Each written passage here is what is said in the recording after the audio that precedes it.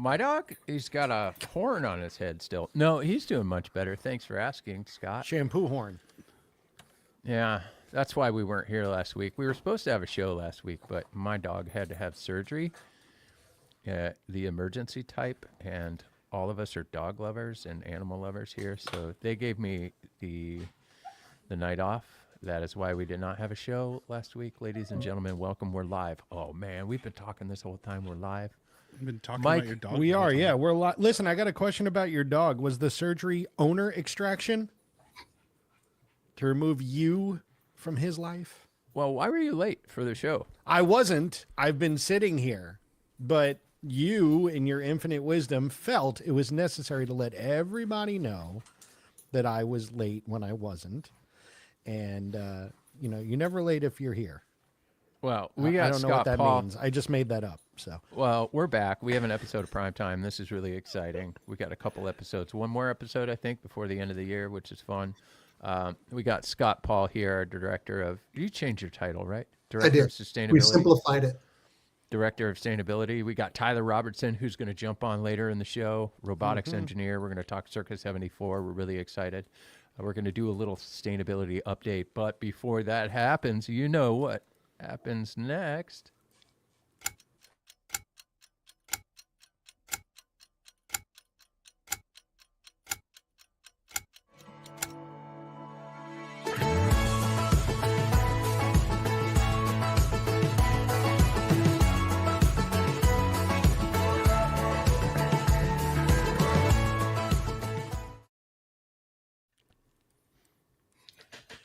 Do it, Mike. Do it. Yeah. We need to have Lund back. We need Lund back. Let's have Andy Lund back next episode. Can we do need that? can we have him we need an all the time Andy Lund intro music recording or something. yes, we need to work on this. Oh, you mean like he makes one and we use it for the next season? What season are we in? 5? 6? 87. I don't know. 108. Well, we have 108 Each episode episodes. is a season. Yeah, that's it. Seems It like a feels feels season. like it. It seems like a season in between each episode, right? Yeah, at this point. Oh, there's Roger. Hey, buddy. Hey, Raj. Welcome back to the show, Roger. Scott Paul, welcome back to the show. You guys were super excited. If you weren't here when we kicked the show off last week, they let me off the hook. My dog had to have surgery, emergency surgery last week, so we had to move the show from last week to this week. Thanks for joining us. Thanks for hanging out. We're going to get a little nerdy, do a little sustainability update. Episode 108. Mike, we've done 108 things. 108 of them. 108. That is a lot of 108. things. 108. It's so good to have Scott back. We've had Scott on a handful of times in the The studio. We filmed once with, we did the, oh boy, West Coast Arborist. West Coast Arborist, but that was a Yes. pre-record, right? We did a pre-record with yeah. Mike, West Coast Arborist. We talked about that. Anyway, we're going to dive into it real quick. You guys know the deal. Let's keep the feed clean. Be cool. We keep the nerd in guitar nerd. We don't want Gabe to have to put you in timeout because it is low-key his favorite thing to do if you chirp just a little. We're super excited. Opening Again, guitar boxes is my favorite thing to do, friend. open guitar box. Okay, that's true. That's true. Hey, Tis the season. we got some hate last minute. We got some last minute hate, so we're gonna do a little hug your haters here. It's so Last minute hate. Somebody got it in under the wire. It was Just send under it the wire. It was right. Right before the show. We're a little hugging bit- no one, and then we have to hug. Yeah, there's a little bit of hate here. We got the same go. hate Let's go. months ago, and it was right around the time change where we confused PST and PDT, Ah, and we I'm did it confused about what again. those are right now. And so the guy who usually did that, he doesn't work at Taylor anymore. So I thought it was in the clear. We might want to blame Jordan for this because Jordan, let's just blame him. He's not on the show right now. Yeah. He's not in the feed. He's currently off He's camera. so- off tonight. He might be watching, but if we He's could help him. around. Yeah. Anyway, so what do you think about that, Scott Paul? PST versus PDT. I know there's a correct way to do this on certain times of year, but what if we just call it PT and really mess with people? Call it Pacific time. What do you think about this? I always do Pacific time. I'm dyslexic, and when the hour changes, I never know if it's forward or backward, or I just say Pacific, or I say San Diego time. Oh, San Diego time. And okay, let's do We that. can So call that's it your hate. What about PRT? PRT, Pacific Rim Tonewoods? Yes, we can call it Let's start that. calling everything PRT. So the show starts at 6 p.m. PRT. PRT. PRT is Exactly. pretty great. In fact, we were talking pre-show. That was the last time I saw Mr. Scott Paul was at Pacific Rim Tonewoods, and I randomly have on my Pacific Rim Tonewoods T-shirt today. Coincidence, I swear. I don't know if that's a coincidence, but anyway. It is. It was on top of the laundry. Okay, spring. I see someone corrected us. Okay, thank you. Thank you, double EE. Bring forward, fall back. Spring forward, fall back. But what becomes daylight time? Is daylight forward or back? No one Daylight knows. is forward. It's 2024 and none of us can figure this Can't out. it just be 9 o'clock everywhere right now? Daylight is forward. There is more daylight when sorry, it goes dude, forward. it's Therefore, lighter at 9 daylight o'clock. is PDT is when it goes forward. PST standard time is when you fall back. Okay, so let's just call it PT. Yeah, got it. All right, that's what we're gonna do going PTO. forward. Because I think we're gonna mess it up again, Yeah. and I Probably. don't want to get yelled at. All right, let's do a quick segment of what are you listening to, Scott Paul? What have you been listening to lately? I've been listening to Frank Turner. You know Frank Turner? Absolutely, I know Frank Turner. Yeah. He used to be a punker with Million Dead, but for the last decade or so, he's been kind of an acoustic, angry young man. I'm into Frank Turner. Frank Turner's awesome. He's also always late. Just as something that I know about Frank Turner. Mike, what have you been listening to lately? Speaking of always late, which I wasn't, just saying, hey, I'm listening to Rush. Big shock. But why am I listening to Rush? Because I got this recently, and this doesn't seem like much, but it's actually pretty awesome. It's actually a test pressing I of saw permanent that waves. Yeah. on the gram. So I got a couple of test pressings recently. I got a Grace Under Pressure advanced test pressing, which it's only pressed on one side of the album with a white label that just says the number 1 on it, which is really cool. And then this one is from the 2015 reissues done by Quality Recording Presses. And funny enough, Rhino or Universal Music actually had them for sale. They found these in their archives and they sold them. So I just happened to be on the internet when I got the email, like right at that time. I'm like, buy now, buy now. Incredible. Dude, I love that when like the happy, I found 20 of them and they put them up for sale and you try to race for it. That's awesome. And the thing is, like, there was only 10 of these test pressings. Usually they only make 10 of, and that's literally the first pressing for the nerds out there from the lathe, which is what cuts the record. It's one of the first 10 pressings to make sure that the pressing sounds good. So they cut it, they play it, they make sure it's good. They play it usually once. They're numbered? that's Are it. they numbered? They're not numbered. Okay. There's a number on them. This one happens to have like a serial number on it, if you will, with a date and everything. Actually, you can see everything on there, sort of. It's got this sticker right there That's fantastic. that actually says the date and the strange serial number on there, and Rush Permanent Waves. And guess what? It sounds pretty darn good. So I'm proud to have it now. That's awesome. I love Gabe. that. Gabe. I've been listening to Dave Matthews. I haven't. My kids, as you know, as we've talked about, are very into Taylor Swift now, and so we've been listening to Red a lot. I've also been listening to the new Josh Ritter, which I have a signed, that record's out. signed copy of. Oh, you bought a signed copy, huh? I did. Huh. Because I too am a nerd. I don't have Mike's impressive record store day haul, but All right, fine. I haven't gotten my record store day haul yet either. That's on its way, actually. But what I have been listening to Refused Shape of Punk to Come turned 25 years old. It's arguably the best heavier hardcore record of all time. I love that record. The new Kendrick Lamar record is perfect. And now that Jimmy Kimmel hosted Knocked Loose, which is a very heavy metalcore band, I have been listening to Knocked Loose a bunch. I think it's awesome that happened. It made me happy, and it melted the internet, which was fantastic.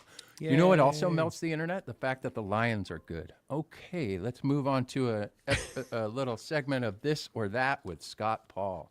Yeah. Scott Paul, do it. this or that. It's very quick. However, I'm changing the rules for this one because at the end, I'm going to ask you some hardball questions. Oh, Cool with let's that? go. All right. Let's do this. Yankees or Red Sox? Oh, yikes. I don't like to teach hate in my family, but I fucking hate. I hate the Yankees. You said an F-bomb way sorry. early. Way early. Red Sox. I'm from Massachusetts, and it runs deep there. It runs very, very deep.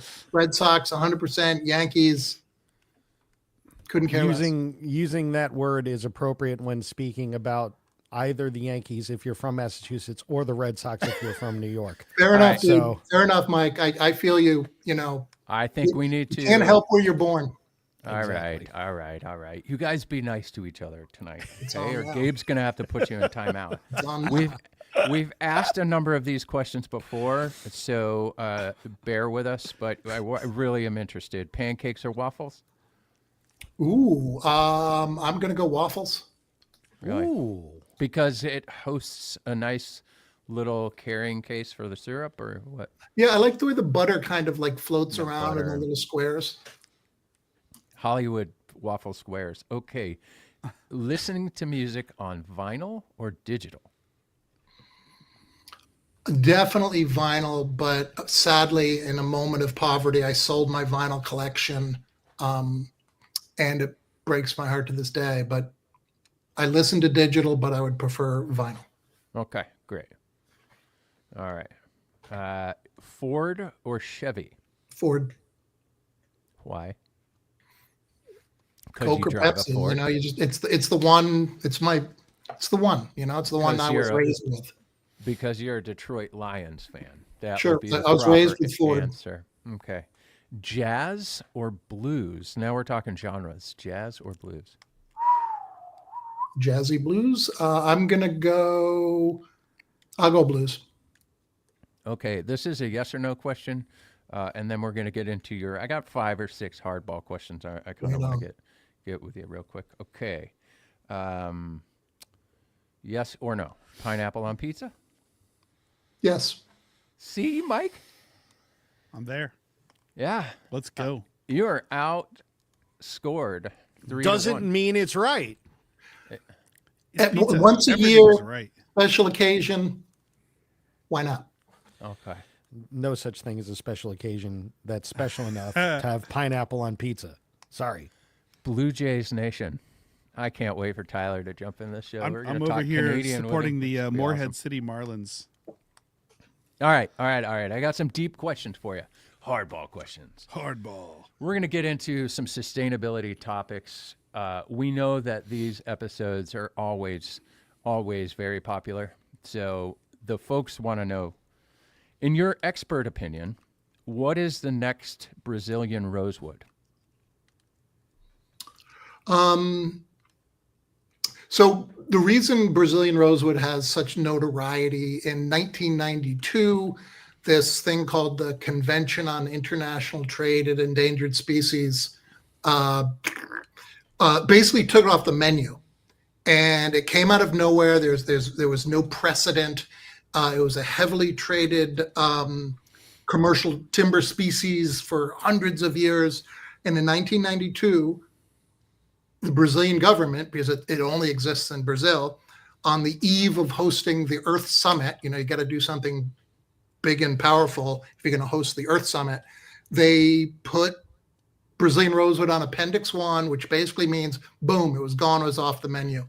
And it happens to be a beloved, one of the original tone woods. in a very special wood, sonically, musically.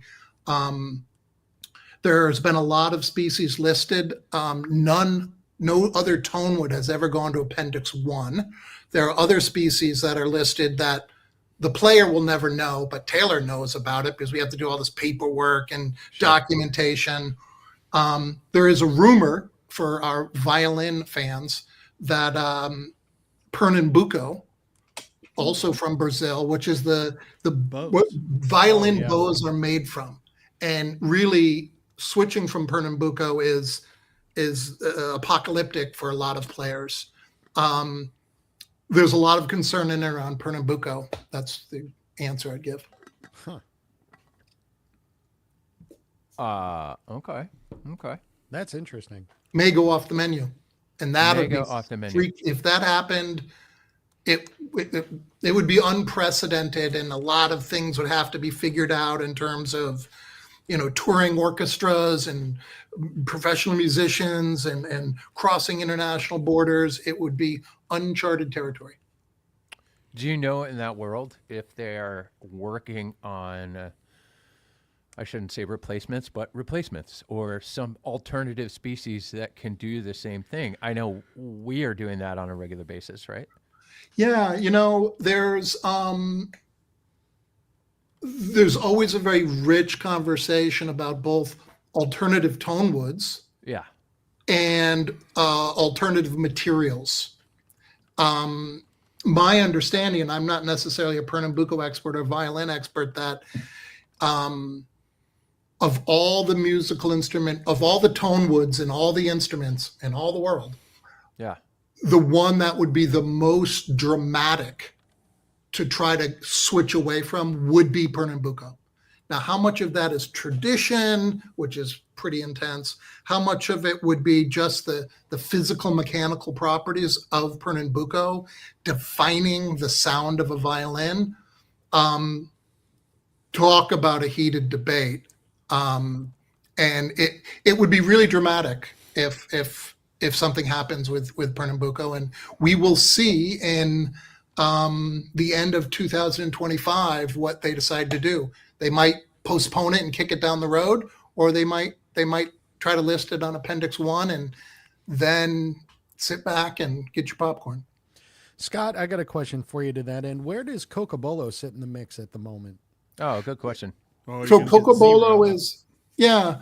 So all rosewoods, and Cocobolo is a rosewood. All rosewoods, and there's nobody knows. Science doesn't know. Maybe 250, maybe 300. There's probably only 10 or 15 that are commercially traded. But all rosewoods are on Appendix 2 of CITES. Brazilian rosewood, we were just talking about, is on Appendix 1. Appendix 1 means it's off the menu. Appendix 2, you can still trade it, but you just have to do a whole bunch of paperwork and a whole bunch of documentation.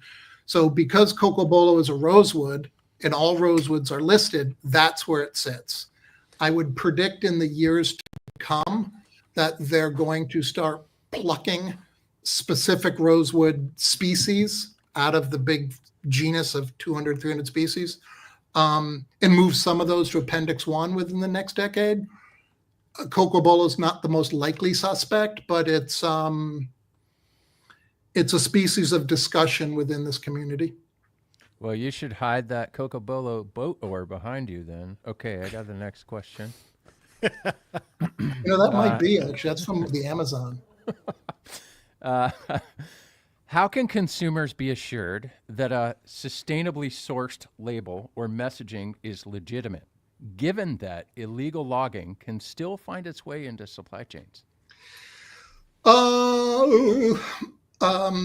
Labels are important. Some labels mean something, some labels don't. For wood products, the FSC, the Forest Stewardship Council, is a label that has some meanings. I am not a big prescriber of a lot of the eco labels out there. There's too many eco labels out there, which means a lot of them. Some of them are very meaningful. Some of them are not. My only counsel would be to look beyond the label and to try to ask deeper questions, do a little bit of research if you're so inclined. A label's a good thing, but a label's a floor. hope, at best, not a ceiling. Ah, that makes sense. Thank you. What are the biggest concerns with greenwashing in marketing of tone woods? Well, if you ask Bob Taylor, he would say, because I've heard him, we're pretty well known for our sustainability stuff, and Bob gets asked similar questions to that.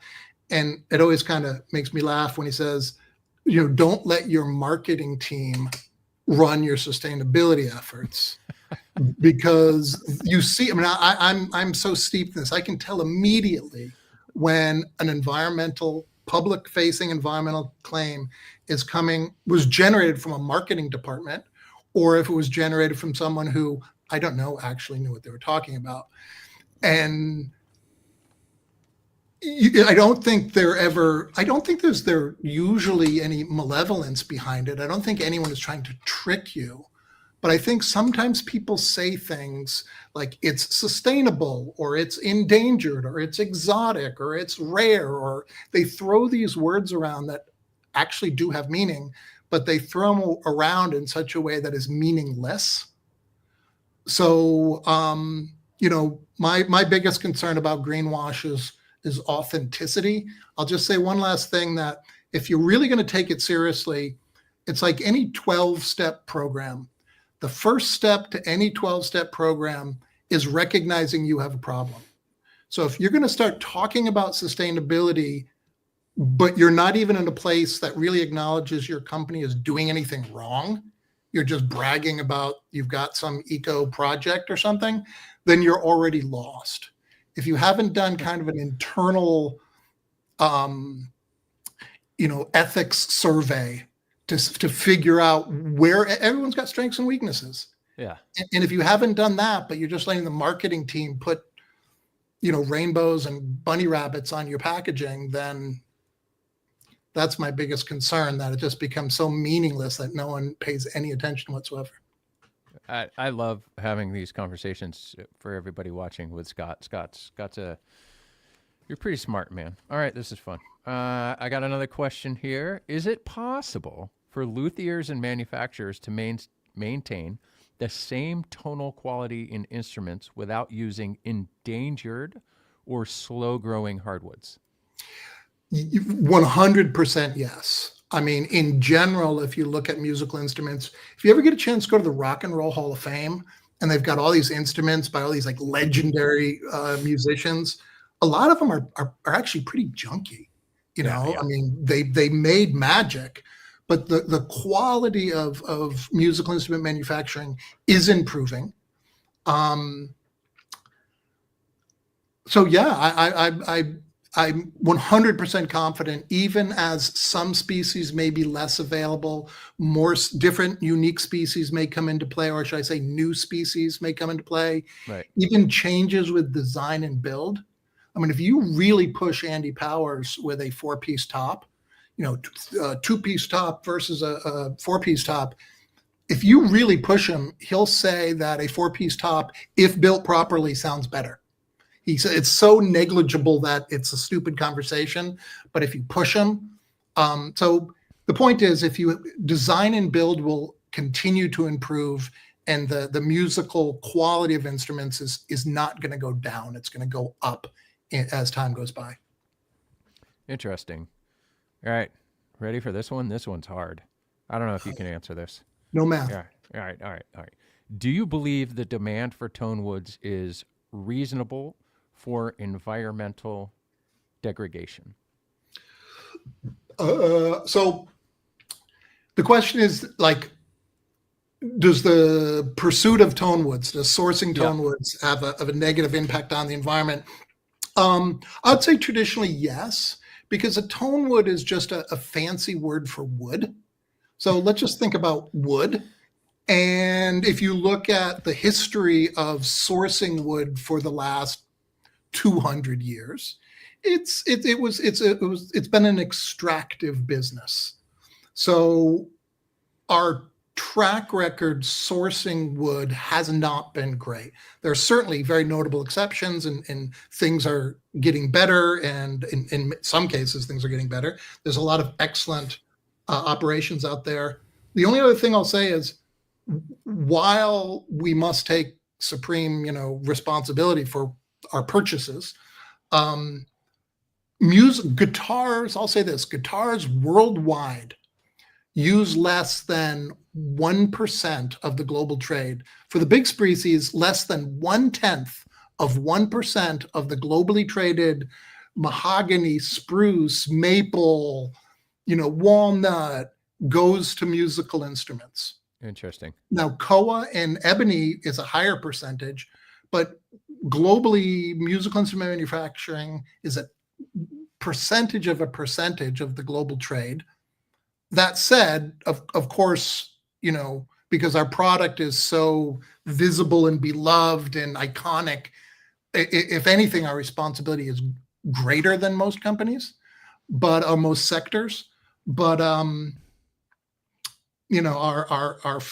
impact on the resource is small, but history has not been good. If you're thinking about the history of us sourcing wood as a species, Not us, not Taylor, as humanity, it's As been humanity. Pretty brutal. It's been pretty brutal. Got it.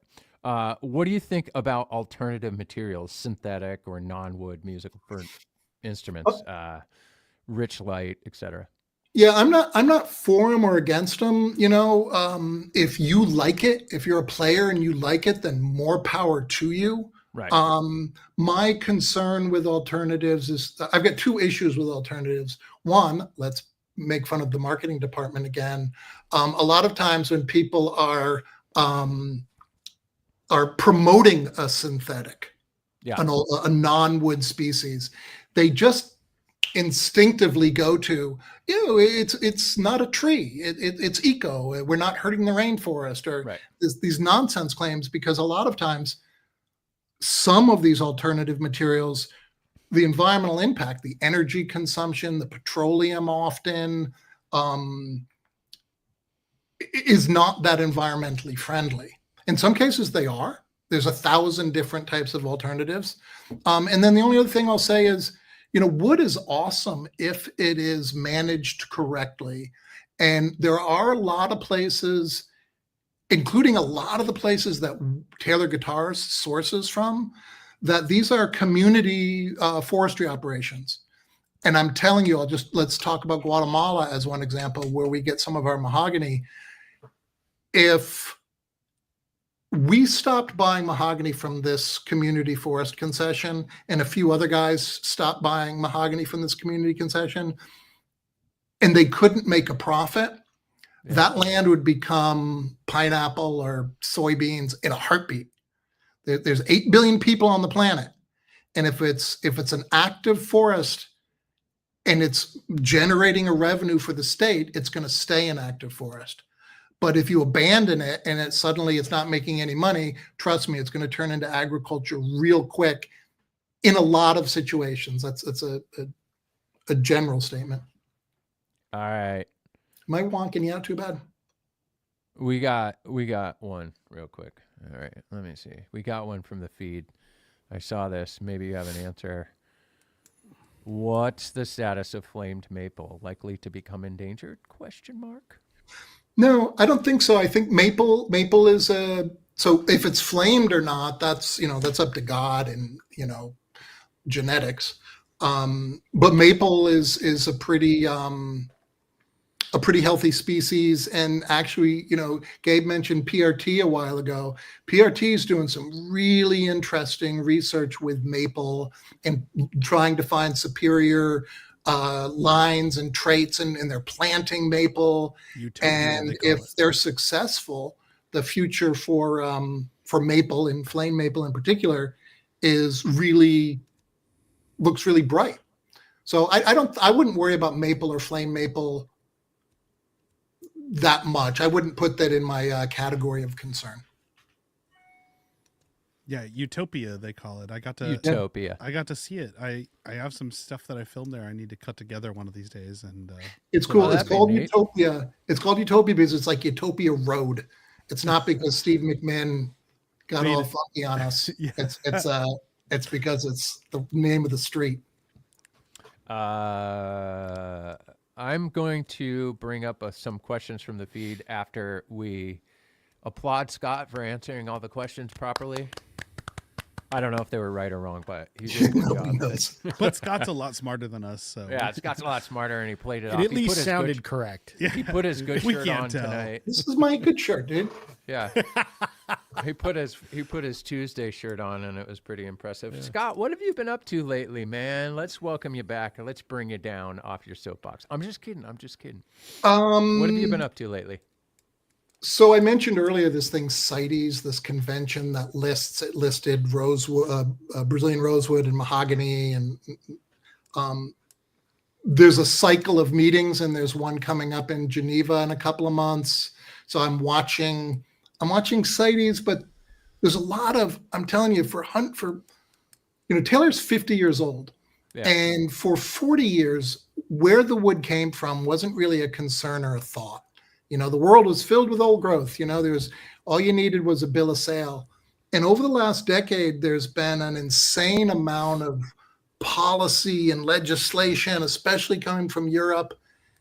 Europe is to the world what California is to the United States in terms of really pushing the envelope with some crazy policy, and then it gets beaten back and reformed, but then it sticks. And Europe is doing a lot of stuff that Taylor Guitars, we really have to pay attention to legislation in Europe and in Australia and in Japan and Korea. If we want to access those markets in the future, there's a lot of sustainability related transparency requirements coming into play.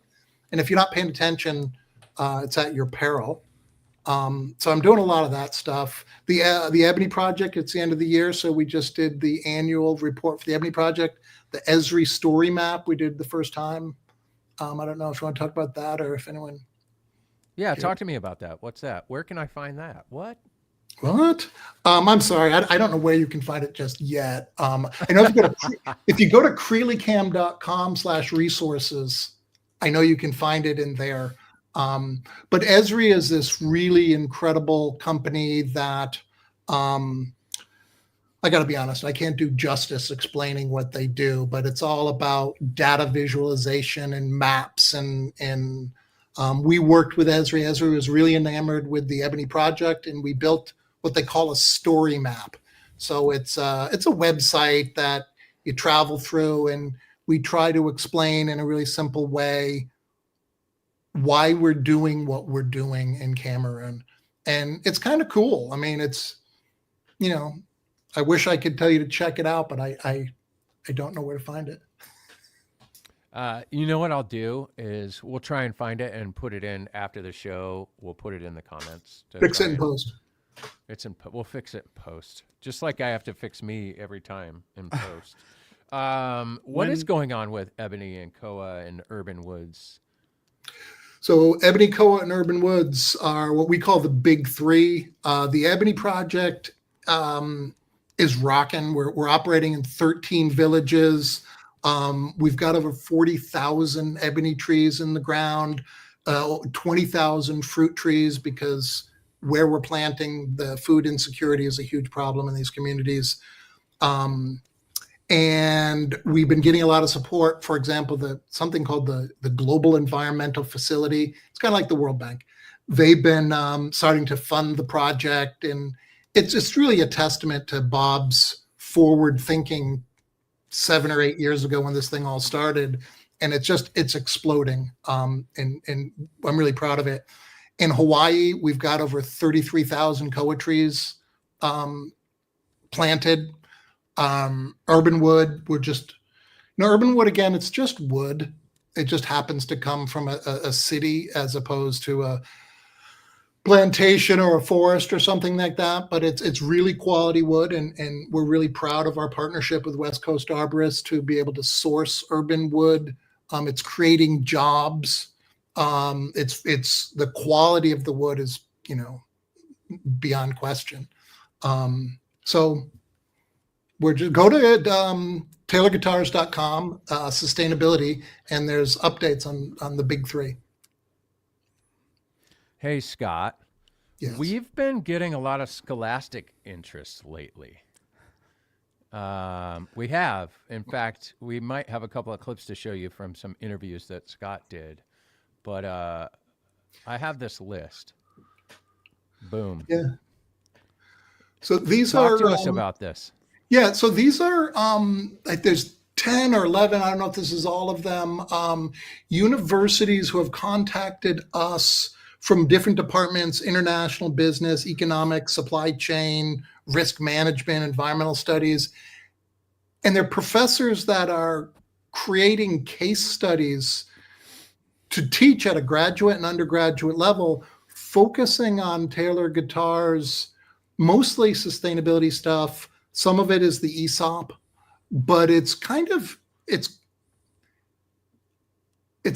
mind blowing. All these universities that I could never have gotten into when I applied are now all calling and wanting to talk about what it is we're doing, because one, it's really fascinating, but two, the guitar is so approachable. Red states and blue states love the guitar equally. It captures your attention. So to talk about Taylor guitars as a prop almost, to talk about decisions for economics or risk management, all based around the decisions that Bob Taylor has made for our company, it's been really weird. They just keep coming. I got a couple of clips, actually. We film, it's really funny is both of these clips, Scott sat right here in this room to do these interviews. But I have a clip from Harvard Business School, maybe a minute long. Maybe I could pull that up, show it real quick, and then we can talk further about your discussion. Let me find it. Bear with us. All right. I'll see you back in a minute and 13 seconds. I think what's unique in Taylor, if I was really looking at the culture here, that I find fascinating at least, is almost every employee I talk to will talk about the Taylor way, right? But the Taylor way is not codified anywhere. It's not written down. It's not in many companies. This would be codified. It would be in mission statements. It would be in core value statements. Many companies have core value lists that employees can't recite, right? And so this is the opposite, right? It's not codified, but everybody knows it. Everybody understands it. And I found it fascinating that every employee will talk about the Taylor way as if it's something that everybody knows.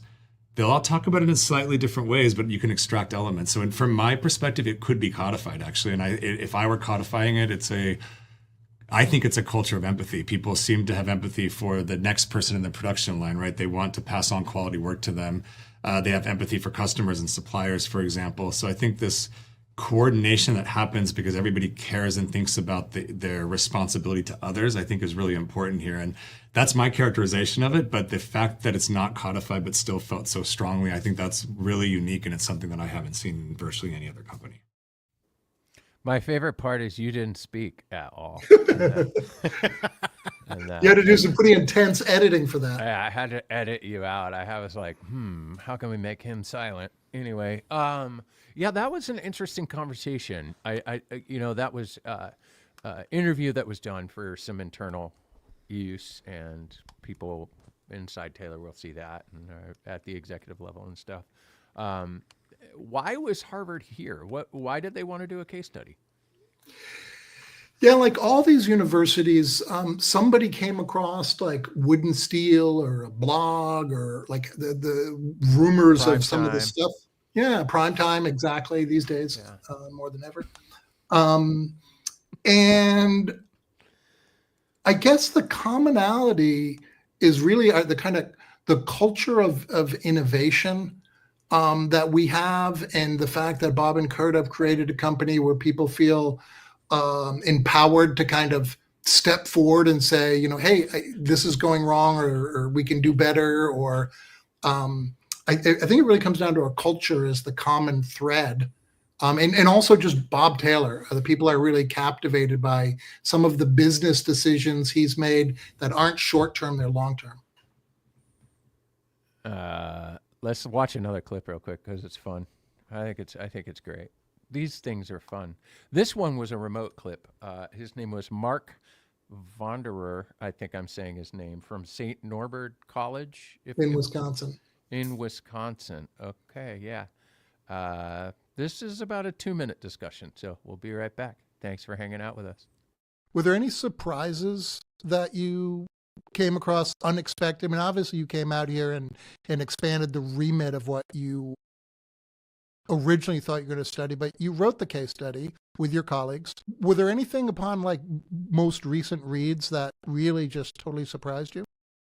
I think the consistency with which Bob has been forward-looking on so many different levels, and that is clearly part of the culture of Taylor Guitars, and I think that word culture is actually very important. I think that informs basically all of his strategic thinking. And again, I have a great respect for how much Bob thought about things decades before they became pressing issues. I think the ESOP is fascinating, and that guarantees the legacy of Taylor Guitars. I think the fact that Taylor Guitars is not a legacy instrument, as we've discussed. Instead, I think the legacy of Taylor Guitars is innovation. And Andy made that point at one of the interviews, saying your customers expect you to make innovative new guitars each year. And so that's a very different mindset, I think, than most of the music industry has. And it's just overwhelming to see how consistently those issues are at Taylor Guitars, from Bob Taylor all the way down to the people we met on the factory tour.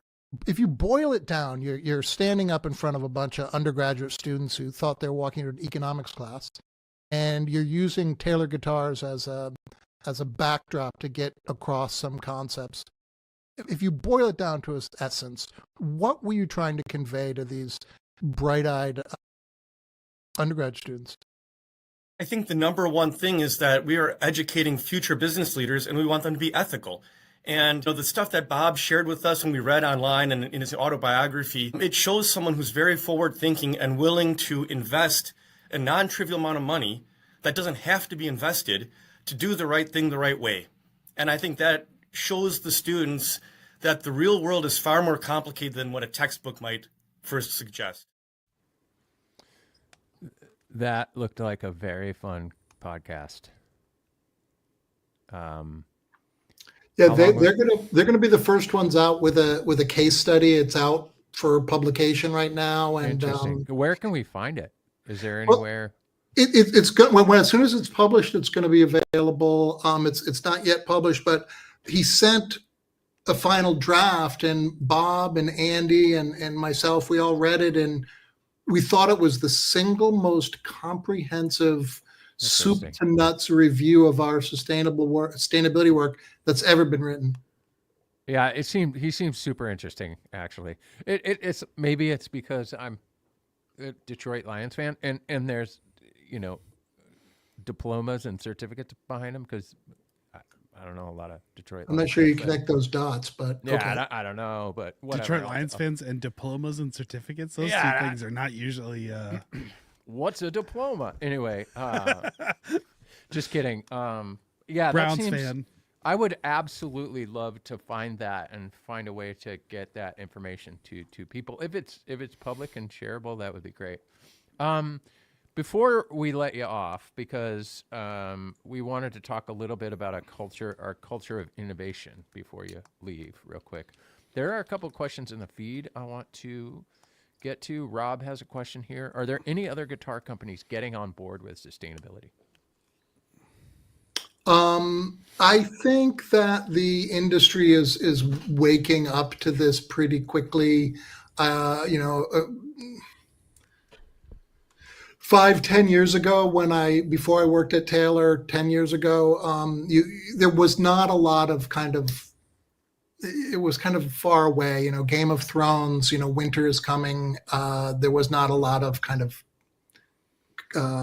people weren't that into it. I think increasingly there's a lot of companies that are waking up to it. There are a few that are doing some really good stuff. There are more that aren't really doing anything. There are a couple that are letting their marketing teams run with their sustainability efforts. But yeah, I think people are waking up. You're kind of a marketing team bully, but I get that's issues. fine. It's like casting so much shade, but understandably so. Our marketing team is brilliant, but you just can't let them, lead the messaging on sustainability. Yeah, no, it would be a bad. Greg's going to kick my backside. to it. No, he's not. He's not, because if we would be like, yeah, you should lead it. Okay. Anyway, maybe you should do what? I'm just kidding. Can you answer this question? Hey, Scott, our friend Daria says, what's the deal with cedar? It's always been my favorite tone wood. I don't have a lot of experience with cedar, but I know that the neck of the woods it's from. And so a lot of those forests were logged over a long time ago and are coming back, although there's a lot of cedar in the Pacific Northwest. Yeah, I think cedar is not a species of concern for me. If you like cedar, there should be plenty of cedar available from responsible sources for years to come. Also, the legacy models that just came out, 514, 714, cedar. I got to Yeah. listen to a cedar guitar. I don't recall ever really hearing one. Shows how lame I am. Cedar's pretty amazing. All right, our culture of innovation, Scott, talk to us.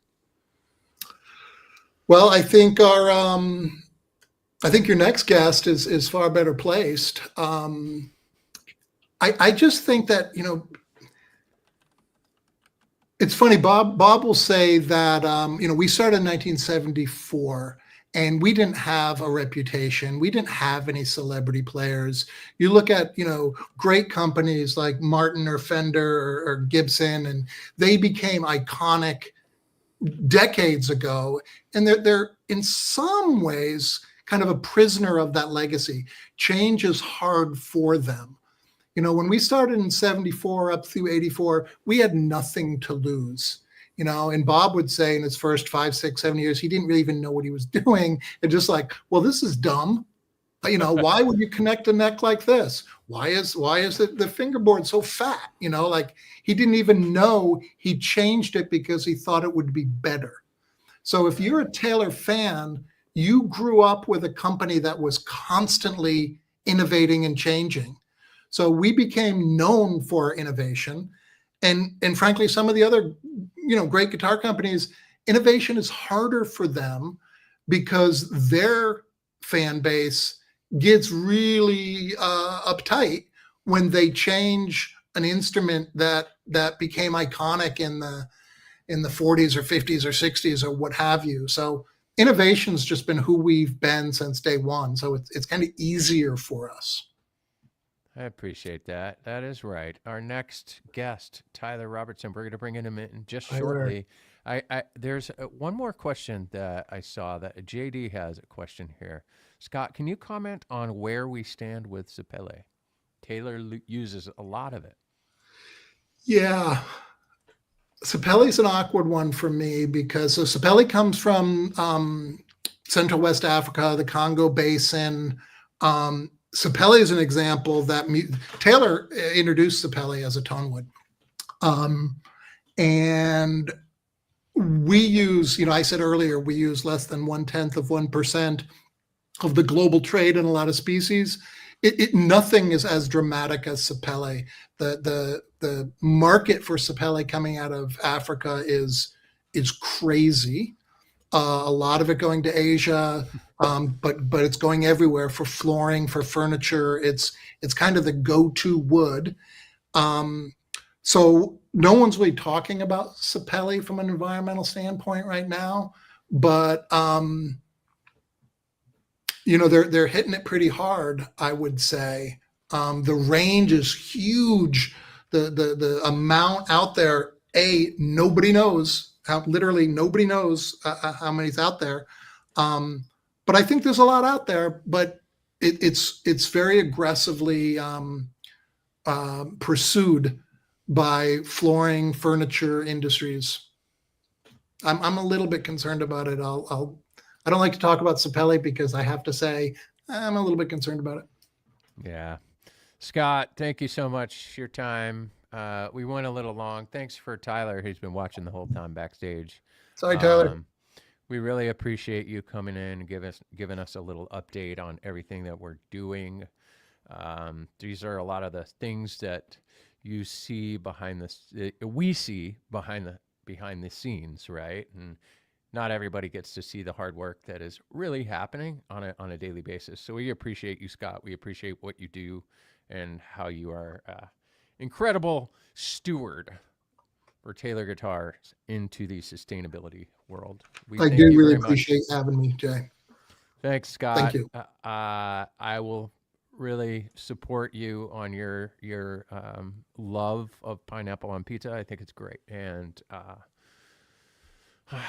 I'm sorry I started the show off with a little bit of hate between a Yankees fan and a Red Sox fan. He's but a Red Sox fan that likes pineapple on pizza. We could not be more different. All right, everybody. Let's say goodbye to Scott, and we are going to bring in our buddy Tyler. Take care, Scott. See you, Scott. Scott's Yeah, out thank there. you. Bow. Watch me remove Scott. Remove. He just went. Hey, that went smooth. How'd that happen? How'd you, Gabe?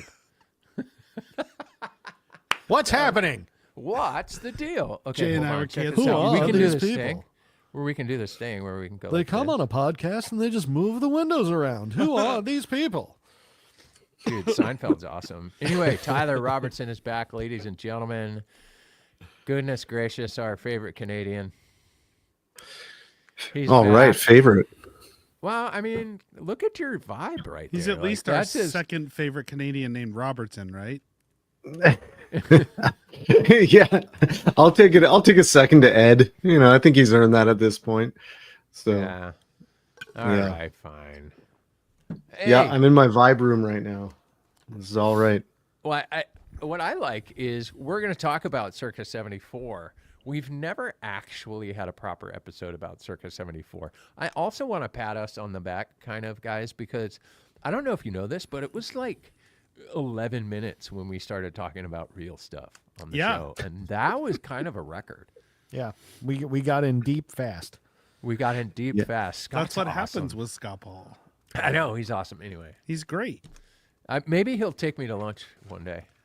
And we'll If you talk go, talk about we the reference sustainability of a burrito. we referenced being at PRT a couple times, and my assistant Chris was on that shoot with me, and it was like Scott and Bob Taylor and Steve McMinn and Yeah. Eric from PRT, like all sitting around a dinner table eating. I don't remember, some kind of great pizza or something we're eating, and they were talking about Was there all these pineapple on it? wildly deep wood issue things. And Chris is like, this is like a college class. It's incredible. Like everybody here is so smart and like awesome. It was really cool. We got in deep fast there too. So to speak on company culture, now we have our robotics engineer who's going to tell us everything he needs to tell us about Circa 74. But if you guys forget Circa 74, you don't remember, we launched earlier in the year. Mike, when did we launch Circa 74? January? Officially January. Yep, at NAMM. That was the official launch. They did pretty well, right? They're doing pretty well. People They're like them? still doing well, which is fantastic. And when you think about amplifiers, it's not. There are people out there. This very small group of people that collect amplifiers, but this isn't one of those amps that you collect. It's one that you use. Yeah. That's And- why I wanted to have Tyler on. Multi-purpose. It's so good. I'm going to show a couple of clips, like 30 plus second clips, just so that we can refamiliarize ourselves with Circa 74. Acoustic amp is what we kind of call it. I call it a small box PA, to be perfectly honest, but we'll get there. Here's a clip. I've shown this before. It's a band called Sleepy Pearls from San Diego, both showcasing a vocal and a guitar through the amp. When for a moment there's no space and time, well, I'm in flow. Well, I wanna let it all go, detached from all directions, be a source of inspiration, and follow the sound. Yeah, they're pretty awesome. Yep. ready? I got another one. I got one. I did this one just for Mike. Ladies and gentlemen, Mr. Mark Seal.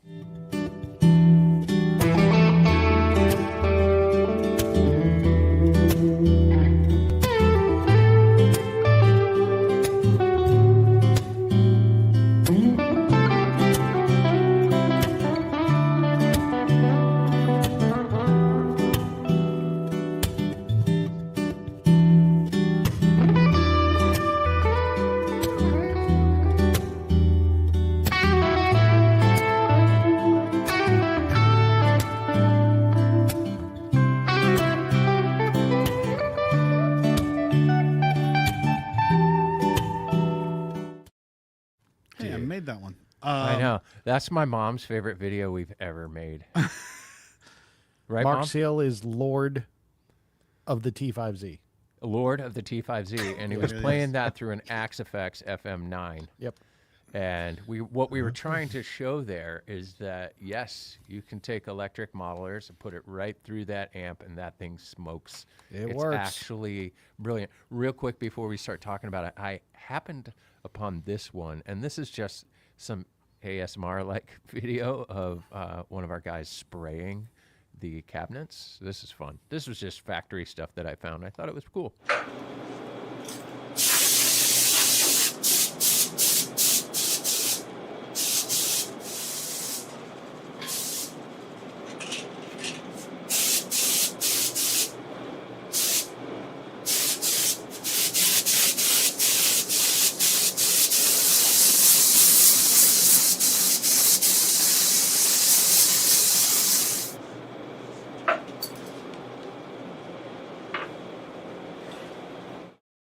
I could honestly watch that stuff all day long. I'm like the worst ASMR fan. I liked that around the corner camera angle and in my head, because anytime I watch something like that, in my head I'm shooting it and I'm like, don't get spray on the lens, don't get spray on the lens. Yeah. I knew exactly why they were standing there. Yeah. Nicole shot that. She's been hanging out in Japan for a couple of weeks. So we miss her. So hopefully she'll fly back and come make more of those videos. Anyway, Tyler. Yeah. Hey. Talk to us about the journey of that amp. I'm going to let these two guitar nerds below go bonkers on you with questions. Yeah. But talk to us about Sure. the journey of this guitar amp. How did it come about? I know it was kind of a passion project between Bob. We had some potentially, mahogany that we needed to use, etc. Talk to us about it. Yeah. If I pull it all the way back, so like you said, I started at Taylor as the robotics engineer. Now, what's So- your title?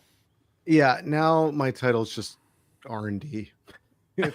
I don't know if it's officially changed, but that's what's in my emails now at this point. Tyler and D.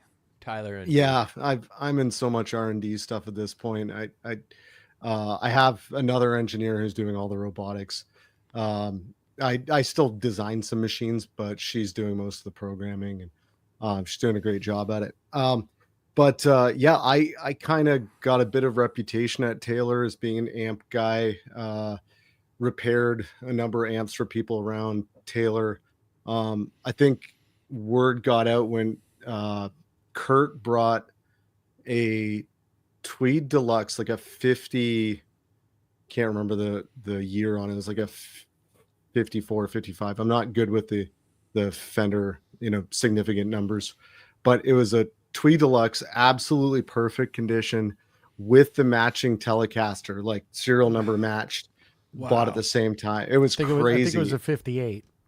58. There we go. Yeah. And he just comes in, you know how Kurt is, he's usually soft spoken. He can be kind of animated if you let him, but he just kind of comes in. He's like, hey, can you fix this? And I look at this, I'm like, holy, I don't want to touch that, let alone fix it. And luckily it was just a cracked solder joint. I touched up some other solder joints and the thing just came to life perfectly. So I was doing that. I've always, I've played in bands since I was a teenager, and I grew up in Sudbury, Ontario, where there's barely music stores, let alone like tube repair places or amp repair places, and you have to order and everything. So for bands in that area, you had to fix your own stuff. And once I moved to Southern Ontario, I just became my friend's fix it guy, and would mod and fix and build tube amps. And that was my passion. That's what brought me to Taylor. Is I was working in aerospace and automotive, industrial stuff, and I got sick of it. Like I said, I've always been a gear nut, as you can see, and eventually ended up at Taylor. Years pass, and getting back to amp things at Taylor, COVID hits.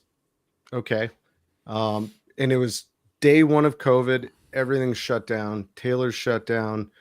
No one knows what's happening. We were all, sent home. No one was allowed to work. If anyone recalls the shutdown. And then I think that, I don't know what day of the week that was, but I took unemployment. I think there we go. I took unemployment, I think, for 2 days. And then Monday, Bob was like, you got to come back to work. We got to start doing stuff. And working from home, of course.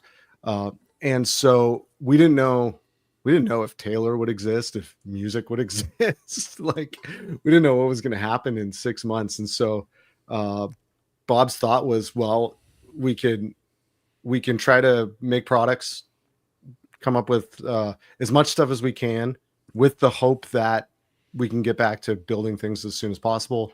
And then we'll have a bunch of designs. And so the American Dream Guitar Series came out of that. Yep. Yeah. And the other thing that came out of it was, so in speaking about sustainability, we had a lot of wood. We had a lot of wood in storage that may not have been good enough, or up to our, not good enough, but up to our standards for guitars, or even just, grain, whatever else about it, that we wouldn't necessarily want to use it on a California Taylor guitar, but by all accounts, great wood. So what do you do with it? You try to sell a pallet of wood to someone else? No, we dry it and put it on the shelf. So Bob said, we have so much of this wood. It should be some kind of instrument. Why don't we work on an amp product? That's where the start happened. We started, I designed a few amplifiers from scratch that may not have been the best product for us, but were kind of cool. And then pulled it back, like, okay, what do we make? We make acoustic guitars. Our first amp should be an acoustic amp. What some people might not know is we did make an amplifier called the Expression amp, maybe 20 years ago now. The Expression amp, yeah, it was a limited run. It came with guitars. It was only matched. 2012, I think we actually did that, and that Builder's was part Reserve. of the Builder's Reserve, where the guitar and amp were matched tone woods, essentially. And that was actually when we made ukuleles too, because we had a guitar matched with a ukulele at that point as well. So, I remember those amps. Yep. Yeah, there we go. And sorry, go ahead. I was going to say it had one knob. Yeah. Yeah. That Now was you're it. speaking my Volume. language. That's it. They called that the feature. The feature. Yeah, that was that. I think it was the aesthetic of just the three knobs on our guitars. They wanted to just strip it down, have it as straightforward as possible, just have one good sound. The design of the Circa 74 amp, the AV150, followed a similar path, but we felt, more than one knob was useful. But we didn't want to put superfluous features on it. So that was part of the design goal, was, okay, let's make something that has a classic look, has an amount of functionality on it that you would need to, play most places, but doesn't inundate you with extras that you maybe can't get very good quality as outboard gear. If you, a lot of people at this point have a really nice reverb pedal or delay pedal. They're going to be better than onboard effects usually.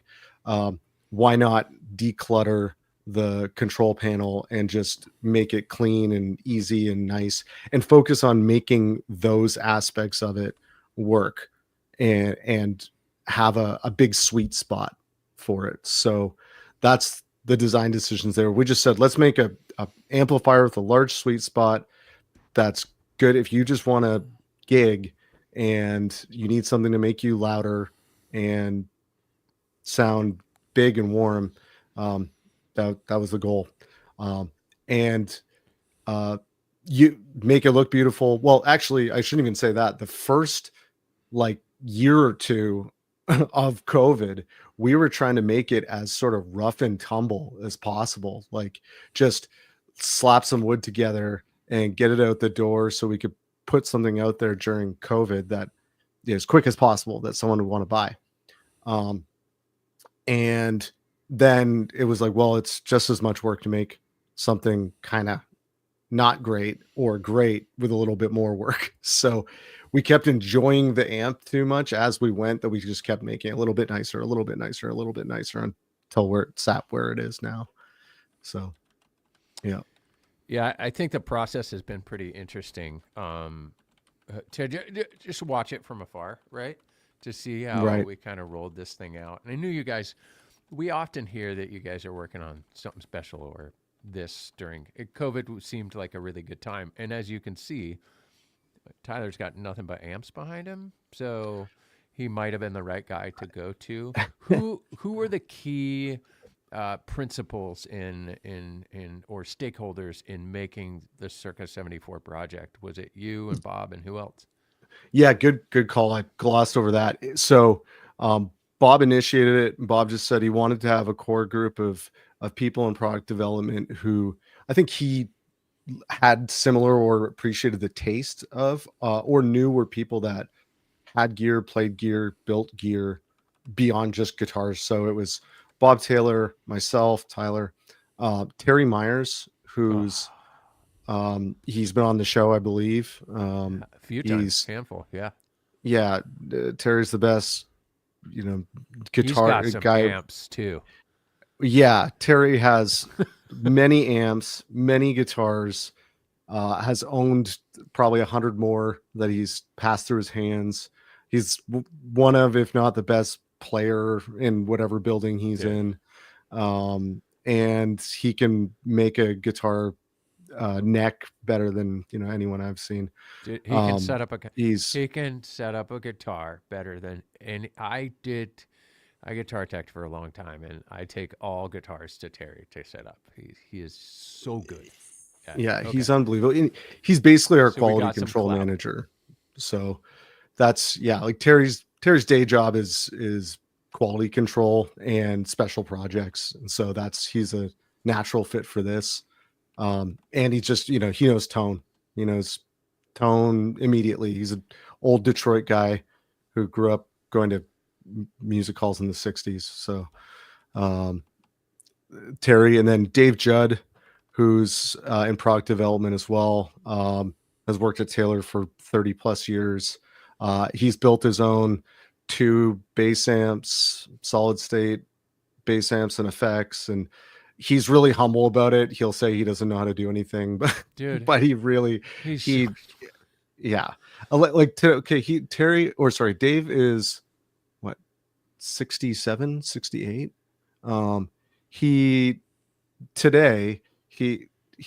switched from building cabinets to he was doing SMD, like surface mount soldering and reflowing boards like that. And in some of that stuff he's only learned in his 60s. It's like that I love that. That's one of the best parts of doing the job I get to do, is I get to be encouraged and inspired by older folks who still have a interest in learning. And we should have him on really the show. cool.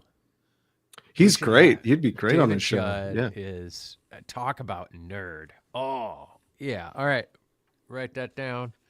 We're gonna have Dave Judd on the show at some point. Okay, talk to us about your process of getting the parts and sourcing the parts and putting it together.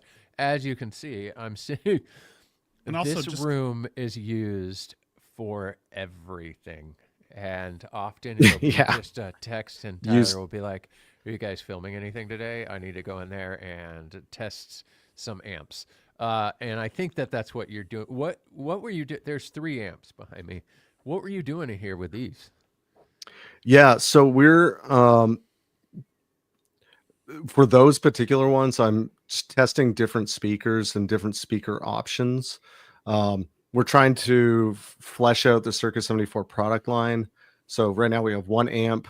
We'd like to have more. All of that requires speakers and capacitors and power supplies. And so each major component, we tried a number of different options. Some of that's even just defined by what can we get, what is what suits that cabinet design. You can, for instance, you could design your cabinet to a speaker. You can get the frequency response of the speaker, and you could have a target response of what you want the amp to sound like.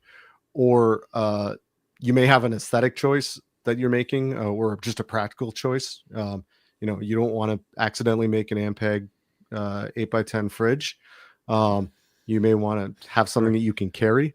So you might have limitations there, where then you're trying to match your speaker to your external dimensions, and then you can tune the cabinet with that speaker.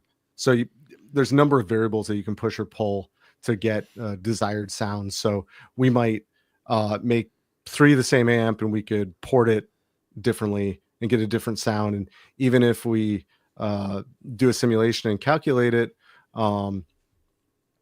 at the end of the day, you got to listen to it. And that's our process. Like, I would be the simulation engineering science. I would take it too far, and Bob's the guy who like pulls things back into reality and goes like, well, how about just us Bob? 4 guys? Yeah. Well, yeah, Bob can take it too far too. I should say that, but Bob, excuse me, is really, really good at making things. So I could also see that over his time here on Earth, he's figured out a way to bring it back to reality. Yeah, that's fine. Okay. exactly. Yeah. And we would just get all 4 of us in a room, listen to something. We all, if we 4 liked it, which is me, I'm under the age of 50 and, them 60 to 70. If all our ears liked something, generally is pretty good. And then we would open that up to a larger group after that and get input. So we'd start small with us, like one of us would change a variable. And if it sounded good to us, get the larger group involved, and then the larger group from there. So sorry, these are long-winded answers to simple questions. That's why we had you on, because we haven't had a real episode about Circa 74. And now it's time for me to unleash these nerds below.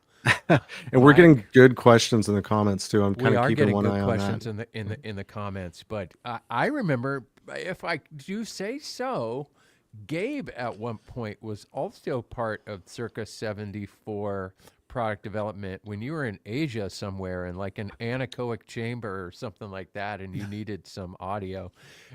And we were having like a 3-way chat or something like that about, I need something real quick. I'm having a hard time getting it. How did that work, Gabe? Do you remember that? I don't remember exactly what it was, but I know Tyler was like Facebook messaging me about something too.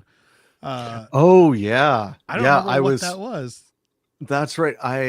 I was looking, I think I messaged Jay, and Jay was like, ask Gabe. And I was, I think you needed like ES2 audio or something to play through it or something. Yeah. I was somewhere where I didn't have an ES2 equipped guitar. I had another guitar that sounded great. But I didn't have an ES2 equipped, so it would be a completely different animal. And I was like, I just need a sound sample of something, an ES2. It wouldn't be the same impedance, of course, but it would be in the same vein. And then I was played in an anechoic chamber to test the amp and the speaker. Did you hear your blood flow? It's weird when for anyone that doesn't know. Weird. Yeah, an anechoic chamber is a completely dead room. So if you've ever gone into a room and clapped and you don't really hear an echo from your clap, this is like you clap and it's sucking the sound away from your hands. It's strange. You can't stay in there for too long, it starts to freak you, like it messes with your inner got- ear. I have bonkers tinnitus from combat and then a life in music, and going into an anechoic chamber when it all goes away is the most crazy thing. And all of a sudden, I have no ringing in my ears, and I'm like, "Whoa, this is wild." All right, so it's good to know that you used an anechoic chamber to make these things great. Nerds, commence. I mean, my first question is a really straightforward one. I'm going to kind of approach this from two angles. One is as an audio engineer, and the other one is as a like average consumer person who might be picking up a guitar amp.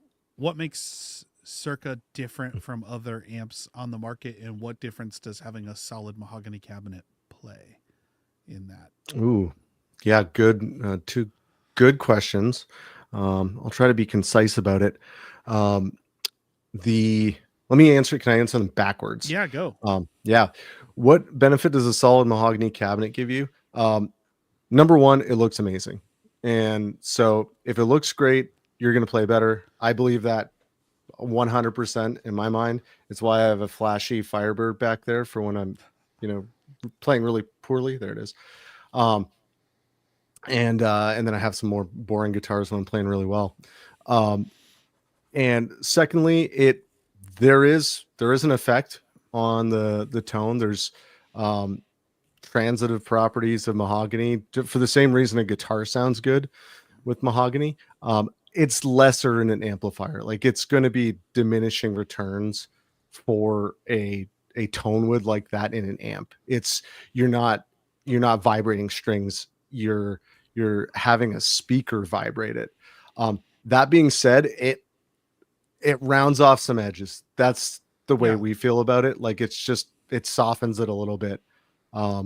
Is the way a solid wood cabinet does to me always feels warmer. If you talked about that old 50s Fender and those were solid pine cabinets, or if you've ever played Marshalls when they build them with solid pine cabinets, like there's a difference as opposed to you play something like that's modern and cheap that's MDF or whatever, like there's a difference for sure. If I don't know, it always feels like a little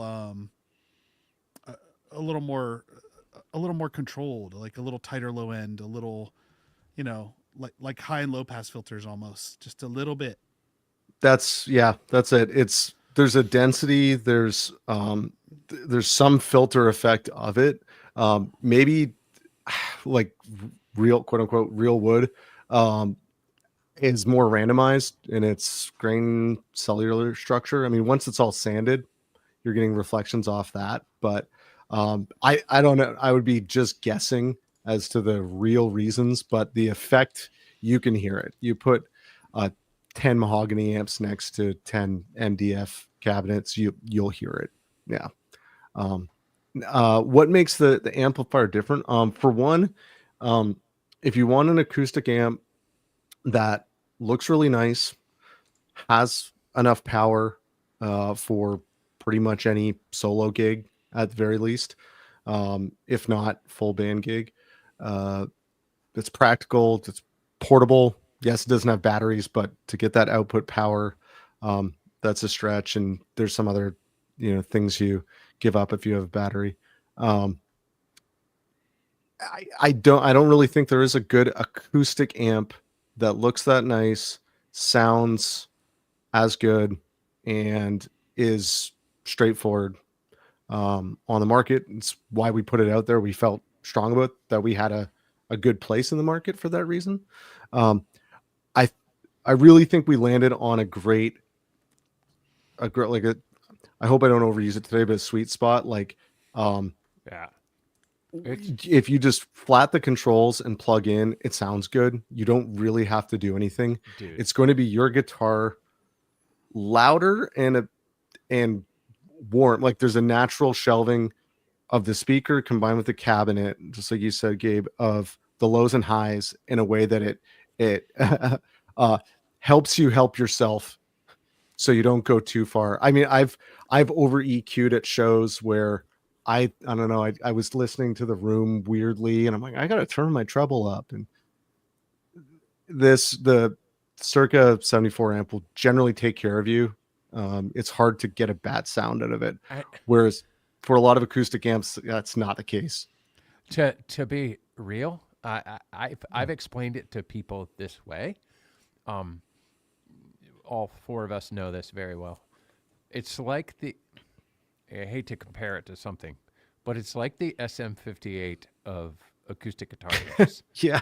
Like Yeah. there's a reason why so many people use that mic. I'm not saying it's the greatest mic in the world. I'm not saying it's the worst mic in the world, but it's a sweet mic. It's right in the middle. It's like, Or the SM7 of the of the podcast world. right? Or SM7. Yeah, we are. Like we're all using the same mic here. Yeah. There's a reason. I mean, you've seen me. I've tried other mics on this show, and we always come back to this because it's just there, and that's what I get out of Circa. We took it to Latin Alternative Music Conference this year and plugged it in, and it was like, at one point I went and looked, and all the controls were flat. Only they were just using the volume, and it sounded great in the room. It was awesome. That's kind of one of the things that really impresses me about it. And Mike has spent a lot of time, for those, maybe who are watching who don't know, I spent almost 20 years in music retail. So I've tried, and I'm an audio engineer. So I've tried like every amp in the world, like every acoustic amp there is probably. And I mean, I know Mike's heard loads and loads of them, and there's a pretty wide breadth of what they sound like. They can sound warm and fat, and they can sound really harsh and brittle, and like there's a wide. And so like there's always these conversations I'll see in like our Taylor's Guitars Owners Group. There's always somebody asking, what's the best amp for my guitar? I mean, and same thing, working in retail, and I'm sure Mike's experienced this a million times, people coming in going, well, what's the best amp for this guitar? What should I plug this brand of guitar into? And I think This pickup, yeah. Yeah. Mhm. Yeah. And having something that's just a really good starting point that you can plug everything into it and it sounds really good and is really clean is hard to find. Or has No, I been think hard. that's an important distinction, Gabe, that you bring up there, because less so now, but initially it's like, well, I don't have a Taylor, so I'm not going to get a Circa 74 amp. Well, that's why it's not called the Taylor amp. Exactly. It's called Circa 74 for a reason, because it, just like well-behaved golden retriever, it plays well with others. I mean, it does everything well, and in fact, we've been nice enough as a company in the instruction manual that you can download and all. It gives you presets for different microphones, for different pickup systems to kind of get you going, and then you can work off that. But I love what Tyler said. Just set it flat and then go from there and find out what works for you, and frequently you're not going to go far off center, no pun intended, literally with the knobs, to find something that's going to work really, really well for you. I've had a lot of conversions, if you will, like, oh no, I'll only use this or I'll only use that. And they plug into it. They're like, oh, Well, you know what Rob mentioned, like a loud box, right? Or a Bose S1 Pro. We go back to Bob. He wasn't trying to win at sound. Sound is subjective. So if that's what you have and you make it work and you use it and you like it, use it. It's awesome. Give a Circa 74 a chance. And just hear it. If you can find one in a store, try it out. It is remarkable. I want to go back to Bob. There's two things that we probably could have done a better job with launching these. But in the beginning of the year, I think we had only planned on selling sub 500 units or something like that. Like we weren't trying. It wasn't. It was like, we're going to do this thing. We got this thing. We'll test the waters. We'll see how this. I mean, we're Taylor guitarists. We have to think about these things. Is it going to sell? Is it And one of the things that Bob has really wanted was those videos that I showed you. They sound quite well produced. It's hard to make a video of an amp. that you're going to listen to through your computer speakers, because I'll give it away. We did not record those amps that you were looking at in those videos. We cheated and we put those amps into an isolation room and we mic'd that. And that's what you're hearing. I love giving away the secrets. So one of the things that Bob wanted was more footage on just an iPhone, so that you can, an iPhone doesn't cheat, right? There's no cheating. We kind of cheated. It's not false advertising. I'm just telling you, those were real amps, but they were in an isolation booth so that we could make it work, right? iPhone footage. And then the other one was play it with other guitars. Like, Yeah. we were bringing in I would Gibsons and love to do Martins. love to do a demo situation where I took different brands of guitars into different environments and set them up and filmed and recorded them. Because I'll mic a room. I'll put a bunch of mics in a room. That would be a fun experiment. I would go do that. Yeah, what would be great too is different positions, because the speaker dispersion is really good. It's for a single speaker cabinet. It's If you don't Yeah. understand what that is, what it means is where you are in the room in relation to the speaker of the amp. So if you've ever been to a concert and you were in a spot where it sounded really weird or dead, or you're getting a lot of low end and nothing else, or you like felt like you're missing instruments in the mix, like that's what we're talking about, how the sound waves are coming out from the speaker and hitting you. Yeah. Oh, one more thing on that, your original question, Gabe, about what it sets it apart. So initially, so one of the guys, I got to give it to one of the guys in sales. They asked about a stand. Like, could we have a stand with it? And we said, like, I mean, okay, you can put it on a chair. Like, what do you need a stand for? And we put it up on something and we're like, you know what, that is pretty great. And if we have it on a stand by nature, like the default bass response, getting, decoupling it from the floor was actually really nice. And there we go. Yeah. So Dave Judd, getting back to, one of the other team members on Circa 74, that was his first crack at it. He's like, what if, I just do this kind of mid-century thing? We're like, perfect. And now you put it on the floor, you get a great deep bass response, but I love the sound on the stand. It converted me. I was like, we don't need a stand, whatever.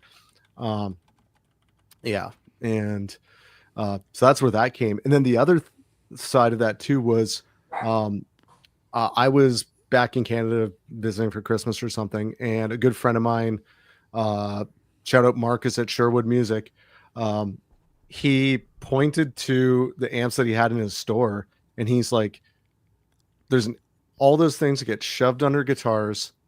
They have a million knobs on them. People come in, they want an amp for acoustic guitar. They're super confusing. And often they just end up walking out with an electric amp, even if I try to, point them towards the acoustic amps. So that was the other thing, that we didn't want the Circa 74 amp to just be another acoustic amp shoved under acoustic guitars. That was, you needed a series of YouTube videos to learn how to use. So, Yeah, I think that, anytime something new comes out, people kind of always jump on all the things they wish it had before they've ever tried it. And you and I have had some offline conversation. I've pitched Tyler like half a dozen products that I want to see the line richer into, like all kinds of stuff that solves some of those things that I think are interesting. Like I said, I've used loads of different amps and things like that. The biggest thing for me always is hitting the sweet spot with EQ. People, and by people, I mean guitar players. And I have worked with loads of guitar players. I will tell you that most guitar players have no idea what the EQ knobs on a PA or an amp are actually doing. They have no clue where their guitar sits in the EQ frequency range, or what the bandwidths that they're affecting, how those knobs are affecting things, what it's doing to the Q as it goes up and down, and all that stuff. And I think one of the things what is the Q? Yeah. So, and the Q is the bell curve of Right. something. So typically high and low controls are a shelf. It's just a big wide booster cut. And then, if you have a mid control, it's got a It's a bell. And boost and cut, sometimes the cue will change. Sometimes boost is a smoother curve, sometimes cut is a sharper curve. It just depends on how the thing is designed. And when you're dealing with something where it has set bands, what those set bands are matters quite a lot. If you plug in into a PA and you turn up low or high, you're turning up the low and high for all frequencies in the entire frequency spectrum, whatever those preset definitions are. And often they have very little to do with where an acoustic guitar lives. And so getting an acoustic amp with a full range speaker, which most electric amps don't have, traditionally anyway, but getting an acoustic amp with like a full range speaker and it's designed to have EQ curves that apply to an acoustic guitar, Right. you can be confident that those controls are kind of dialed in for that, that correct instrument frequency range. And I wondered if maybe you could speak to, how those controls work and how you found those. Oh, That's yeah, big, I know, yeah, and deeply yeah, nerdy. yeah. But it's so important because Yeah. people make big general moves with EQ without thinking about what they are because they're just trying to cure a problem. And the nice thing about having an amp like this is those things have kind of been well dialed in to begin with. Yeah. I was like, oh, you're giving away the secret sauce. No, it really, really wasn't any more complicated. It's bug time. It wasn't any more complicated than, okay, take a 32 band EQ, take a number of our models of guitars, find the danger zones, like where it just sounds horrible, like, whoa, that's going to feedback no matter what. And knock those down until we have, okay, there's a good, practical, safe range that still gives you some room to move in, if you need more treble, or more bass. And then we set our peaks and our valleys for the EQs, for the bass and the treble from there. And then the mid range we played with just what's a functional mid range area for most of our guitars. And then just looked at where a few different standard industry products are. And then you take all of that and you go about there. And then you approximate it. You have in 2024, we have two ways to do things. You can either have a digital filter that'll give you exactly what you want because you can have the curves defined digitally, and you could have an EQ curve that looks like a picture of Jay's mom. When you're in the linear space, you're beholding to your components. So you design for a space, and then your mom might be very beautiful, Jay. I saw laughing. She's lovely. She is. Yeah, that's She's why. So fantastic. it could be a We very love Nancy. beautiful EQ curve. So in the Circa 74 amp, other than the effects, is all analog. So then you design a filter, and we wanted to keep it as simple as possible circuit wise, because generally as you add more stuff to a circuit, the sound quality starts to degrade. You'll see that with I'm not going to say, but a lot of products in the audio space just load on feature after feature after feature. And then you go grab Kurt's 58 Tweed Deluxe, and it sounds like the most perfect thing you've ever heard. So we tried to simplify the circuit while still allowing the EQ to be reasonably useful and create a safe zone there. So that's the all over the place answer to that question. I got a question. I got a couple of questions. 'Cause I'm a nerd. But these are more straightforward questions I hear from people that, when I do road shows or something like that, I happen to be in a store that have been presented to me. Number one question I get is, how come solid state over tube? Great question. Yeah, good question. Yeah. Tube, so for acoustic guitar, much like for bass, not to say that tube amps don't sound great for bass. I play one. They sound amazing.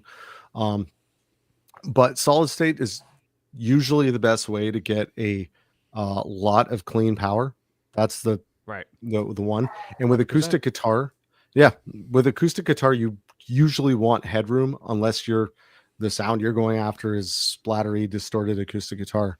Um, that's the basic end of it. But then it's also attack. Like a solid state amp usually has a quicker attack than a tube amp. A tube amp will have a power supply that, even with solid state diodes, will sag a little bit. There's some time effects of the components in it, and tubes themselves have a non-linear amplification. That's why they sound good. There's some natural compression that happens, and there's harmonic content that gets added as well, that on acoustic guitar, depending on what you're doing, it could muddy it up. So that's usually why. Yeah, a lot of people don't understand the difference between tube wattage and solid state wattage and how Sure. that plays a part. There's class A, class AB, class D, and all these things help determine how that power is pushed out. Class A is definitely thought of as being a lot cleaner, but you just need like 5 or 10 watts, right? But also you're going to be limiting the overall power of it. Whereas with solid state, this is a 150 watt amp. So it's not the same, but it's a lot of power behind it, and it does keep it super clean. The other question I get asked a lot is, how come a 10-inch speaker versus a 12-inch speaker? Oh, And yeah. great question. Probably the same reason, just Great to keep question. a tighter bass. Yeah. And to that end, whenever someone's asked me, why didn't you go tube? Because I've had a lot of people at Taylor be like, why isn't it a tube amp? The same tube amp is going to cost you $1,000 more in iron and tubes, and it's going to weigh 80 pounds more. That's like, no one would want the tube version. And It's higher just maintenance. not practical. And Higher higher maintenance maintenance. between biasing and changing your tubes and all those other things that go along with it. Yeah. It's a lot of work. And then side by side, I would argue for acoustic guitar, like, would the perceived benefit at that point be worth it? A lot of people, I would argue, would say no. I think there's a real point of entry thing there too. Like, tube amps are a specific thing that nerds who love electric guitars and love tube amps, we love those things. But if you take a sample size of 1,000 acoustic guitar players, the amount of them that have plugged into a electric tube amp and understand how those work and want to deal, like, simple things like you put it in the car wrong, or leave it in the cold wrong, or there's a bunch of things that can go wrong with tube amps that you have to be aware of and you have to listen for. And again, like the EQ controls, there's a threshold at which the average acoustic guitar player, it's a little too much to deal with too. And like, That's a lot. It's just like you've gotten to the point where it's a little too scary and a little too esoteric or something, like, and you want to make things, in my opinion, that are simple and easy enough to use. They have control, and it's enough control to change your sound, but not enough to make it sound bad. And they have good, really good features and really good sound, but again, not enough components or things that are scary or hard to maintain or could go wrong that it could cause anybody regular trouble or anything like that. And like, I think one real easy way to distill it down, even apart from the maintenance portion of it, is, and Tyler, tell me if I'm wrong here, tube amps have an air pushing quality, and you want your acoustic amp to have an airy quality to it. You kind of want to have that transparency rather than the tubes coloring the sound. Point. So Yes, that's it. The tube amp becomes as much a part of your effects. You're right. It's a color thing for sure. Also, And I should say, maybe if I may, I get to, I'm lucky to, all of us just get to hang out with a bunch of artists a lot, right? And we're going to shows all the time. We're seeing stuff. And as you've seen over the years, it's kind of the same debate we have, or discussion we have, about modelers versus amps on stage and this, that, and the other. But you start to notice that, even the biggest bands in the world are getting smaller and smaller and smaller and smaller with their gear on stage because it's just not needed like it was. Meaning, maybe I'll push that into the future. We're in 2024. Technology is way better. I used to say, argue. I was one of those guys who was like, I will only snowboard because skiing is for nerds. Well, snowboards changed ski technology. You should try to ski. It's amazing now. Skis are shorter. If you're looking in a sport, but amps, we have that twin, Tyler. That's probably over in your office over there. That literally weighs seems like 350 pounds. Like, Yeah, it is the yeah. heaviest amp in the world, and I don't want to carry that anywhere. It's like, how many artists do you know are using half stacks still? A lot of them aren't. They have cabinets, but they're running modelers or they're running something into those cabinets. It's really fun to see a massive band with like a rack of, I don't care what you choose to use. The perfect example, Yeah. Metallica. Yeah. The All perfect Kemper. example. They're all Axe Effects Axe and Effects, that's Kempers, but they're mainly Axe Effects. They run Axe Effects, 2 separate rigs that they do jumping from show to show, and in-ear monitors. And It's that's what 2 they do. racks. So they're now rolling 2 cases. So now we're going back to sustainability, I carbon still like footprint. this stuff. Right. Hey man, I love my hand wired love it. Bad Cat. It's great. Yeah. Would I I want have to a carry it to a fascination gig with- all the time? No, I have would a not. fascination with 5-watt tube amps. Like, Yeah. Oh yeah. yeah. I've got. But guess I what? have one My right 5 there. I got My one right 5 back watt- here. I got a Bad Cat 5 watt. No, I mine's got a- Am I the matchless- only one without a Bad Cat 5 I got a You need to get a matchless 5 Brave. watt Bad Cat. my 5 watt is an old DIN Electro, and it's the trashiest, most gnarly, distorted sound. It's so great. Oh yeah. But that's the thing about those 5 watt tube amps is that getting back to what we were talking about is it Perfect colors example. the sound. Yeah, You know, that's you a can perfect crank example. A 5 watt amp and it will break up and it will sound amazing and you will get all the AC/DC tones you ever wanted out of a 5 watt Class A tube amp. But it would be horrible for acoustic guitar Horrible. And for that even same when you exact start, reason. Yeah, and you start scaling that up, but there is always that little quality. And if you want to try to get ultimate hi-fi out of tubes, you go down the hi-fi stereo route, and there's people I got a dedicated tube whole hi-fi life to stereo that. receiver. Yeah, So yeah. I mean, believe me, Yeah. I know. You can get crazy on that, and Yeah. things start getting extremely expensive. Sure. on Yes, that they do. end. Yeah. Yeah. The tube Dude. replacements on that thing, I don't want to replace the tubes in it Yeah. because the power section and for real nerds, I'm running KT88s in it. So basically they're Sweet. Coke bottles that light up. You know? Yeah, So yeah. if you're not a super nerd about tubes, we're talking about old vacuum tubes that used to be in TVs in the 50s and 60s, Right. and that amps ran on forever until solid state things came out. And the big I should there's a- have some around. there's a difference. Well, you can see them in the head right behind you there at the top. Yeah, there's a ton of them there. The tubes in my home stereo are a little bit smaller than this each. I mean, they're like this big. And there's 4 of them. Yeah. And that's the there's a power vacuum section. tube. There's a There's a preamp vacuum section right tube. there. Is that a 12AX7? Yeah, it's an old Ampeg one from the early 70s. Yeah. And there's only 3 factories in the world that make them anymore. And One's This in one's Russia. made in USA. there you go. Look at that. USA, All right. Russia, and China. All right. We've kept these folks Nerds. for way too long. Sorry, It I seems- just want to answer the 10-inch speaker question really Oh, quick. yeah. Can I Oh, do- yeah. yeah. We never Almost answered forgot that. about That's that. right. Our bad. Yeah. Right. So that for the same reason that bass companies generally don't use 12-inch speakers, they do, but it's a good middle ground between tight response for quick attack playing and then good bass response. And we found a really nice set of full range speakers. Like we tried like 15 different types of speakers. We tried different sizes, and then the size of the cabinet kind of dictated it because it was just practical. It was nice to carry. So there's not a lot of great full range 8-inch speakers.